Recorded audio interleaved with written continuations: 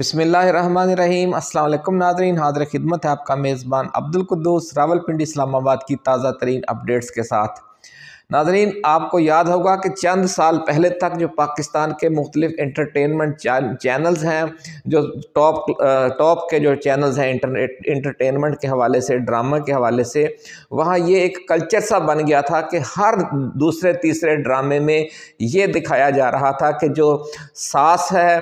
وہ اپنے سمدھی میں دلچسپی لے رہی ہے، یا جو سسر ہے وہ بہو میں دلچسپی لے رہا ہے، کوئی جو ہیرو ہے وہ اپنے دوست کی بیوی میں دلچسپی لے رہا ہے، جو اس کی اپنی بیوی ہے وہ کسی اور رشتہ دار میں دلچسپی لے رہی ہے۔ یہاں تک صورتحال تھی کہ جو باس تھا وہ کسی نئی ڈائریکٹر میں دلچسپی لے رہا ہوتا تھا، اور جو باس کی بیگم ہوتی ہے وہ کسی اور کمپنی کے مالک میں دلچسپی لے رہی ہوتی تھی۔ تو یہ بڑا ایک عجیب و غریب انہوں نے ماحول پیدا کر دیا تھا۔ پھر اس کے خلاف پاکستان میں خاصا شور مچا کہ آپ یہ کس قسم کا کلچر دکھا رہے ہیں کہ کوئی بھی بندہ اپنی وزارت میں دلچسپی نہیں لے رہا اور ادھر ادھر ٹامک ٹوئیاں مار رہا ہے۔ تو یہی صورتحال اس وقت حکومت پاکستان کی درپیش ہے کہ کوئی بھی جو ہماری وزارت ہے اس کا جو سربراہ ہے وہ اپنی وزارت میں دلچسپی نہیں لے رہا اور ادھر ادھر زیادہ منہ مارتا ہے۔ مثال ہم آپ کو دے دیتے ہیں کہ وزیر خارجہ ہیں جو پاکستان کے جناب اسحاق ڈار، ان کی خارجہ امور میں کوئی خاص دلچسپی نہیں ہے، اور وہ وزارت خزانہ میں، اقتصادی امور میں یا وزارت منصوبہ بندی میں وہ زیادہ دلچسپی لیتے ہیں، اور وہاں مختلف ہیلوں بہانوں سے وہاں پر اثر انداز ہونے کی کوشش کر رہے ہیں مسلسل کئی سالوں سے، بلکہ کئی ماہ سے، جب سے وہ اس حکومت میں آئے ہیں۔ جو وزیر داخلہ ہیں وہ وزیر خارجہ کے طور پر اس وقت ایکٹیو ہیں۔ آپ نے دیکھ لیا کہ وہ امریکہ کے دورے پر گئے ہوئے تھے، اہم دورہ تھا جبکہ ٹرانزیشن تھی وہاں پہ کہ سابق حکومت جو بائیڈن کی ہے وہ جا رہی تھی اور نئی حکومت جو ٹرمپ کی ہے وہ آ رہی تھی۔ تو ایسے نازک اور اہم مرحلے پر وزیر خارجہ کو جانا چاہیے تھا دورے پر، لیکن وزیر داخلہ وہاں بھیجے گئے اور انہوں نے وہاں پر جو گل کھلائے وہ آپ کے سامنے ہیں، کیونکہ خارجہ امور کا تو ان کا تجربہ نہیں تھا۔ انہوں نے ساری زندگی بطور سیکرٹری خارجہ یا بطور کسی ملک میں سفیر کے یا وزیر مملکت امور خارجہ کے کوئی ذمہ داری کبھی ادا نہیں کی تھی، بلکہ وہ ایک جرنلسٹ ہیں۔ کچھ عرصے کے لیے وہ وزیر اعلیٰ رہے پنجاب کے، اور اس کے بعد وزیر داخلہ بنا دیے گئے۔ یہاں پر بھی انہوں نے جو دھونس اور دھاندلی دکھائی اس سے بھی اندازہ لگایا جا سکتا ہے کہ وہ قانونی اور آئینی جو کردار ہے اس سے وہ نابلد ہیں۔ تو انہوں نے اپنی وزارت میں دلچسپی نہیں لی، وزارت داخلہ میں۔ تو جو پاکستان کے وزیر اطلاعات ہیں جناب عطا تارڑ صاحب، وہ اپنی وزارت اطلاعات میں کم دلچسپی لیتے ہیں اور وزارت داخلہ میں زیادہ ان کی دلچسپی ہوتی ہے۔ داخلہ امور سے متعلق یا پی ٹی آئی یا اپوزیشن پارٹیوں کو کھینچنے سے متعلق وہ ہر وقت سرگرم عمل رہتے ہیں۔ جو ہمارے وزیر دفاع ہیں خواجہ آصف، ان کا دفاعی امور سے کوئی تعلق نہیں ہے۔ کبھی آپ نے نہیں سنا ہوگا کہ انہوں نے وزارت دفاع کے حوالے سے کسی اجلاس کی صدارت کی، یا وزیر دفاع کے طور پر انہوں نے دوسرے ممالک کے وزیر دفاع سے یا دوسرے ممالک کی حکومتوں سے کسی دفاعی سودے کے حوالے سے کوئی مذاکرات کیے، یا پاکستان کے جو دفاعی امور ہیں، جو مختلف جو ہماری مسلح افواج ہیں، جو آرڈیننس فیکٹریز ہیں، جو میزائل پروگرام ہے، کسی میں بھی انہوں نے کوئی دلچسپی لی ہو، ایسا بھی ہم نے کبھی نہیں دیکھا۔ بلکہ ان کی دلچسپی وزارت پارلیمانی امور میں ہے اور وزارت اطلاعات میں زیادہ رہتی ہے۔ وہ اسی حوالے سے پروگراموں میں بھی آتے ہیں، اور وزیر دفاع کے ان کی وزارت دفاع کے حوالے سے اب میزبان بھی سوال نہیں کرتے، کیونکہ ان کو پتہ ہے کہ یہ ادھر ادھر ان کا منہ مارنے کا زیادہ رویہ رہتا ہے۔ تو یہ حال ہے ناظرین، اور ان سب پہ جو سمجھ لیں کہ طرفہ تماشا ہے وہ ہمارے وزیر اعظم ہیں۔ ان کا اپنی وزارت عظمیٰ پر کوئی کنٹرول نہیں ہے۔ جو ملک کا نظام ہے بطور چیف ایگزیکٹو کے وہ کوئی اور چلا رہا ہے، اور جو ہمارے وزیر اعظم ہیں ان کا نہ کسی وزیر پر کوئی کنٹرول ہے، یعنی وزیر خزانہ ہیں اگر تو وہ بھی ان کے انڈر نہیں ہے، وہ ان کی کوئی بات سننے پر تیار نہیں ہیں۔ وزیر داخلہ ہیں وہ بھی وزیر اعظم کے انڈر نہیں ہیں، وہ بھی ان کی की कोई बात सुनने पर तैयार नहीं हैं। तो इसलिए जो हमारा वज़ीर आज़म है, ना उसको अमूर दाखिला में कोई दिलचस्पी है इस वक्त, ना वो उस हवाले से कोई तवज्जो देते हैं, ना उन्हें अमूर ख़ज़ाना से कोई दिलचस्पी है और ना वो इस पर तवज्जो देते हैं, ना उन्हें अमूर ख़ारजा से कोई दिलचस्पी है, ना वो इस पर तवज्जो देते हैं, ना उनको अमूर दिफा से कोई दिलचस्पी है, ना वो उस पर तवज्जो देते हैं। हत्ता कि जो वज़राए आला हैं उनके साथ भी उनकी कोई समझो कि ऐसी इंतज़ामी अमूर के हवाले से वो कोई रहनुमाई या कोई असरअंदाज होने की कोशिश नहीं करते, क्योंकि एक दो सूबों में तो उनकी पार्टी की हुकूमत ही नहीं है। सिंध में तो पीपल्स पार्टी का वज़ीर आला है, खैबर पख्तूनख्वा में PTI का वज़ीर आला है, लेकिन जिन दो सूबों में वज़राए आला उनकी अपनी पार्टी के हैं,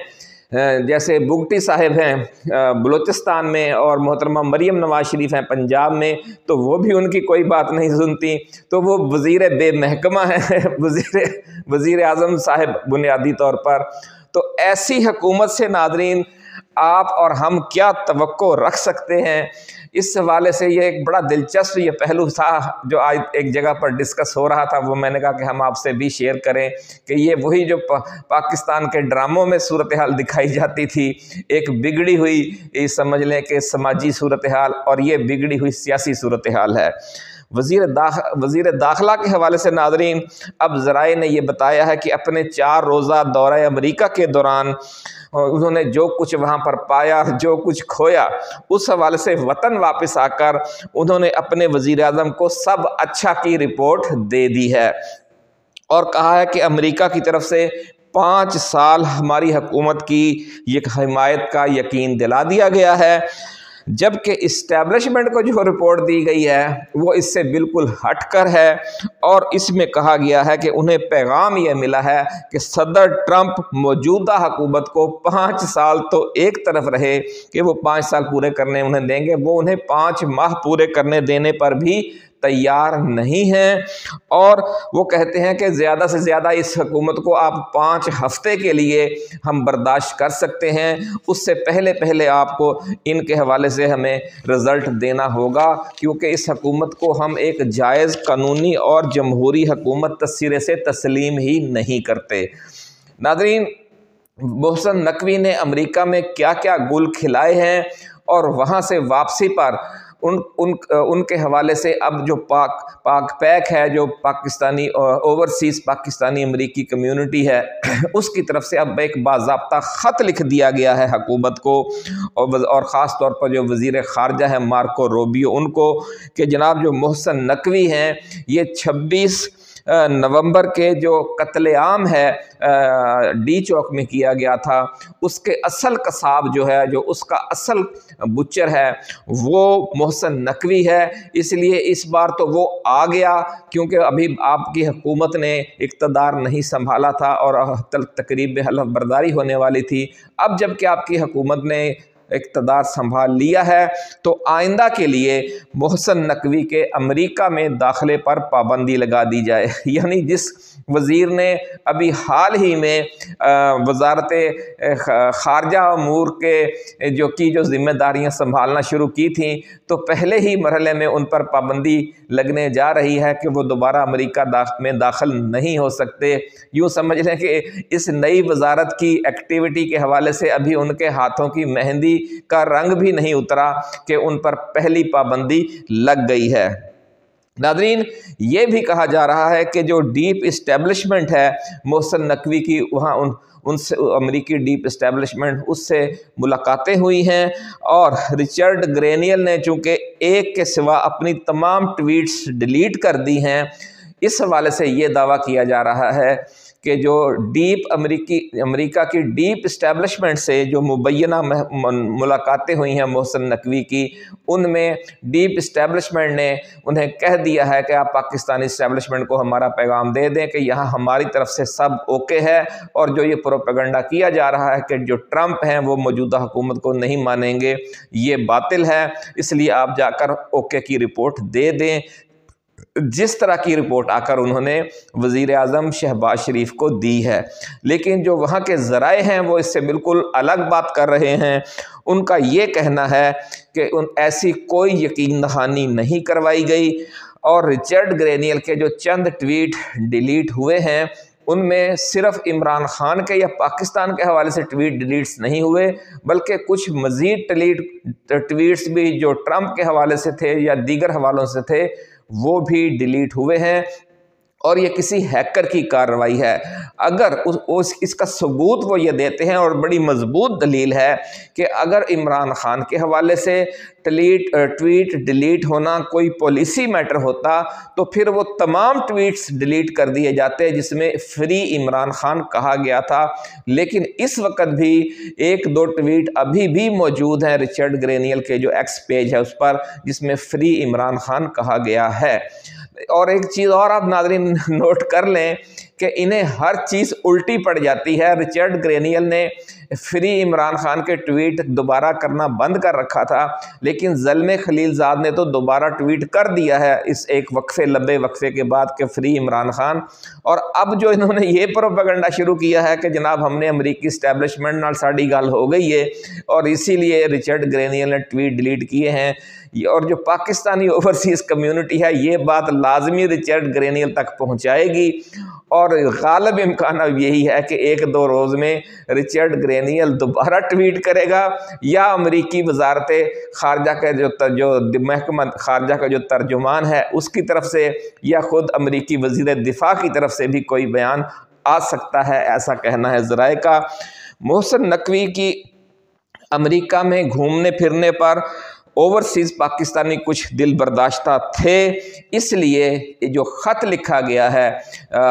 مارکو روبیو کو پاکستانی اوورسیز کمیونٹی کی طرف سے کہ جناب ایک شخص جو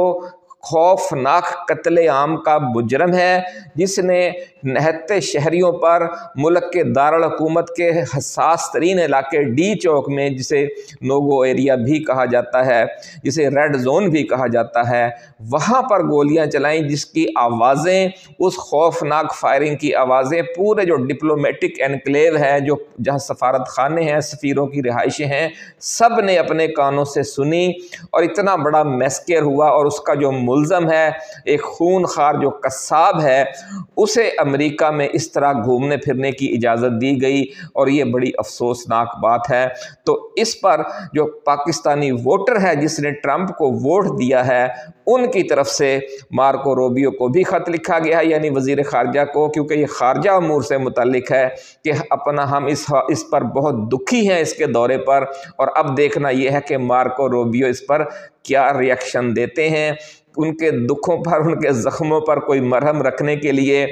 محسن نقوی کے امریکہ میں داخلے پر پابندی لگتی ہے یا نہیں، لیکن ذرائع یہ کہہ رہے ہیں کہ صرف محسن نقوی نہیں، 24 پاکستانی جو ہیں اعلیٰ حکام، جس میں فوجی بھی شامل ہیں، جس میں حکومت کے لوگ بھی شامل ہیں، جس میں بیوروکریٹس بھی ہیں، ان کے نہ صرف امریکہ میں داخلے پر پابندیاں لگنے جا رہی ہیں، بلکہ ان کے غیر ملکی اثاثے بھی بند ہونے جا رہے ہیں، اور ان کا انٹرنیشنل ٹریول بھی بند ہونے جا رہا ہے، ان کے جو کاروبار ہیں، جو ان کے بینک اکاؤنٹس ہیں، ان پر بھی پابندیاں لگنے جا رہی ہیں۔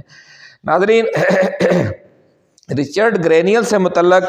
جو معاملہ ہے وہ ہم نے آپ کو بتا دیا کہ یہ کوئی ٹیکنیکل ایشو ہے یا پھر کسی ہیکر کی کارروائی ہے، اور جو ٹرمپ انتظامیہ کا موڈ ہے اس سے بہت جلد آپ کو اندازہ ہو جائے گا کہ اگلے چند روز میں امریکہ سے کیا نئی خبریں آتی ہیں۔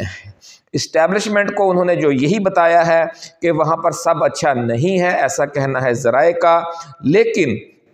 شہباز شریف کو یہ کہہ دیا گیا ہے کہ جناب بالکل ٹھیک ہے۔ تو یہ وہ بات ہے جو بڑا ایک مشہور لطیفہ ہے کہ کسی قبیلے میں دوسرے قبیلے کے ساتھ جنگ جاری تھی، یعنی ایک دشمنی تھی بہت زیادہ، تو وہ ایک گاڑی پر سے گزر رہا تھا ایک قبیلے کا بندہ، تو دوسرے قبیلے کا بندہ ایک چھوٹے سے کچے مکان کے پاس کھڑا تھا، تو اس نے کہا کہ جناب اندر ایک بڑا کالا ناگ ہے جس کو میں اکیلا نہیں مار سکتا، تو اگر آپ میرا تھوڑا ساتھ دیں تو میں اس کو چھیڑتا ہوں، ورنہ میں اس کے اندر جا کر اسے چھیڑنے کا خطرہ بھی مول نہیں لے سکتا کہ پھر وہ میرے پیچھے پڑ جائے گا اور مجھے ڈس لے گا۔ کم از کم ایک ہی بجائے 2-3 آدمی ہوں تو پھر ہم اس کو مار سکتے ہیں، تو آپ اگر میرے ساتھ تعاون کریں تو ہم اسے مار دیتے ہیں، کیونکہ یہ کسی کو نقصان پہنچائے گا یہاں سے باہر نکل کر۔ تو وہ جو قبیلے کا بڑا تھا اس نے کہا ہاں ہاں ہم آپ کا ساتھ دیتے ہیں، کیوں نہیں دیں گے۔ تو اس نے اپنے ڈرائیور کو ساتھ لیا اور سارے ڈنڈے سوٹے لے کر کالے ناگ کو مارنے چل پڑے۔